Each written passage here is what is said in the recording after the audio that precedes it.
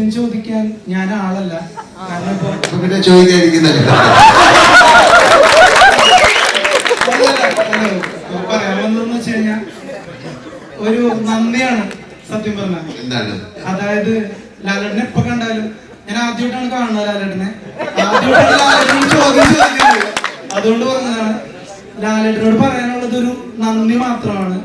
ഈ മലയാളക്കരയിൽ വന്ന് പിറന്നതിന്, മലയാള സിനിമയിൽ അഭിനയിക്കാൻ തീരുമാനിച്ചതിന്, അതോടൊപ്പം തന്നെ ഞങ്ങളുടെ ദുഃഖത്തിലും സന്തോഷത്തിലും രോമാഞ്ചത്തിലും ഒക്കെ സിനിമകളിലൂടെ ഒപ്പം നിന്നതിന് നന്ദി മാത്രമുള്ള ലാലേട്ടാ പറയാൻ.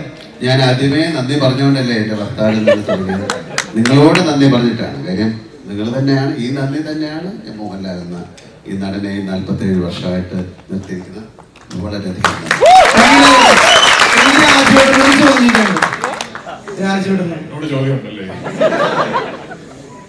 രാജുവേട്ട, എമ്പുരാൻ സിനിമയാണ് ഇപ്പോ മലയാള സിനിമ കണ്ടതിൽ വെച്ച് ഏറ്റവും ഹൈപ്പുള്ള സിനിമയായി മാറിയിരിക്കുന്നത്.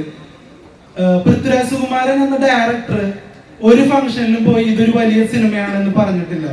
ചെറിയ സിനിമയാണെന്നാണ് ഇപ്പൊ കൂടി പറഞ്ഞത്. എന്നിട്ടും ഈ സിനിമ വളരെ വലിയൊരു ഹൈപ്പ് നേടിയത് മലയാളികള് ഓരോരുത്തരും അവരുടെ കുടുംബത്തില് ഒരു കാര്യം വിജയിക്കണം എന്നുള്ള രീതിയിലാണ് ഈ സിനിമയെ നോക്കി കാണുന്നത്. അപ്പോ ഈ ഹൈപ്പ് റിയൽ ആണ്. കഴിഞ്ഞ ദിവസം തിയേറ്റർ ഉടമകൾ പ്രസ് മീറ്റിൽ പറയുന്നത് കേട്ടു, അവരുടെ കടങ്ങളടക്കം ഈ സിനിമ മാറ്റും എന്നൊരു കോൺഫിഡൻസ് ഉണ്ടെന്ന്. അപ്പൊ ചോദ്യം ഇതാണ്, പൃഥ്വിരാജ് സുകുമാരൻ എന്ന ഡയറക്ടർക്ക് ഈ ഹൈപ്പ് നോക്കി കാണുമ്പോ ഹാപ്പിയാണോ അതോ പേടിയുണ്ടോ? എനിക്ക് വലിയ സന്തോഷമുണ്ട്. ഈ ഹൈപ്പ് എന്ന് പറയുന്നത് എല്ലാവരുടെയും പ്രതീക്ഷയാണ്. അപ്പോൾ ഞാൻ ചെയ്യുന്ന ഒരു സിനിമയുടെ മുകളിൽ അത്രയും പ്രതീക്ഷയുണ്ട്, അത്രയും ആന്റിസിപ്പേഷൻ ഉണ്ട് എന്നുള്ളത് വലിയ സന്തോഷം എനിക്കുണ്ട്.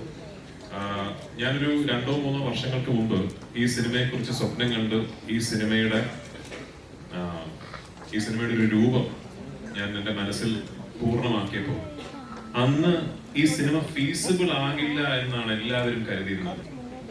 ഇന്നിപ്പോ ഈ പ്രസ് മീറ്റിൽ ഇരിക്കുമ്പോൾ പെട്ടെന്ന് ചുറ്റിനും സംസാരം തുടങ്ങി, ഇത് ചിലപ്പോൾ ഫീസിബിൾ ആവും കേട്ടോ, കാരണം റിലീസിന് മുമ്പ് തന്നെ ഇപ്പോൾ ഇത്രയും റിക്കവറി നടന്ന സ്ഥിതിക്ക് ഇത് ചിലപ്പോൾ ഫീസിബിൾ ആയേക്കാം എന്നിപ്പോ ഒരു സംസാരം തുടങ്ങി.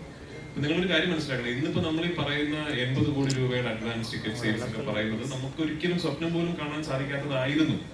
ഇന്നിപ്പോ അതിന്റെ പശ്ചാത്തലത്തിൽ ഈ സിനിമ ഫീസിബിൾ ആയേക്കാമെന്ന് പറയുന്ന പോലെ അല്ല 2-3 വർഷങ്ങൾക്ക് മുമ്പ് ഈ സിനിമ സ്വപ്നം കാണുന്നത്. അന്ന് ശ്രീ ആന്റണി പെരുമ്പാവൂർ എന്ന് പറയുന്ന നിർമ്മാതാവ് ഒരു എക്സൽ ഷീറ്റ് എടുത്ത് വെച്ചിട്ട് ഒരു കാൽക്കുലേഷൻ നടത്തിയിരുന്നെങ്കിൽ ഈ സിനിമ ചെയ്യാൻ പറ്റില്ല. അന്ന് എന്നോട് ഇത് എങ്ങനെയാണ് നമ്മൾ ഇങ്ങനെ ഒരു സിനിമ മലയാളത്തിൽ നിന്നുകൊണ്ട് ചെയ്താൽ ഇത് എങ്ങനെ ഇത് നമുക്കൊരു ബിസിനസ് ഫീസിബിലിറ്റി എങ്ങനെയാണെന്ന് ചോദിച്ചാൽ എനിക്കതിനൊരു ഉത്തരമില്ല. എനിക്ക് ആകെ ഉണ്ടായിരുന്ന ഒരു ഉത്തരം, ഇതൊരു വലിയ സ്വപ്നമാണ്. ഈ സ്വപ്നം നമ്മൾ വിചാരിക്കുന്ന പോലൊരു സ്ഥലത്ത് കൊണ്ടെത്തിച്ചാൽ ഇത് എല്ലാ മലയാള സിനിമ സ്നേഹികളുടെയും ഒരു കളക്റ്റീവ് സ്വപ്നമായി മാറിയേക്കാം എന്ന് മാത്രമേ അന്ന് എനിക്ക് പറയാൻ സാധിച്ചുള്ളൂ. അത് വിശ്വസിച്ചതിന്, അന്ന് എന്നോടൊപ്പം നിന്നതിന്, മുരളിയുടെയും എന്റെയും വിഷനോടൊപ്പം നിന്നതിനും ശ്രീ ആന്റണി പെരുമ്പാവൂരിനോടും ശ്രീ മോഹൻലാലിനോടും ഞാൻ മാത്രമല്ല ഇന്ന് നമ്മൾ എല്ലാവരും കടപ്പെട്ടിരിക്കുകയാണ്. കാരണം അവരൊന്നും അങ്ങനെ എന്റെ ഒപ്പം നിന്നില്ലെങ്കിൽ നമ്മൾ ഇതിനെക്കുറിച്ച് ഈ ആഘോഷം നമ്മൾ നടത്തുവോ? ഇത്ര വലിയൊരു ഇത് നമുക്ക് ഒരിക്കലും ഈ ഒരു ഓപ്പർച്യൂണിറ്റി കിട്ടില്ലായിരുന്നല്ലോ. അപ്പൊ എനിക്ക് ഒന്ന് മാത്രമേ പറയാനുള്ളൂ, ഇതൊരു മേ ബി ഒരു ലെസൺ ആണ്, മേ ബി ഇതിലൊരു പാഠമുണ്ട്.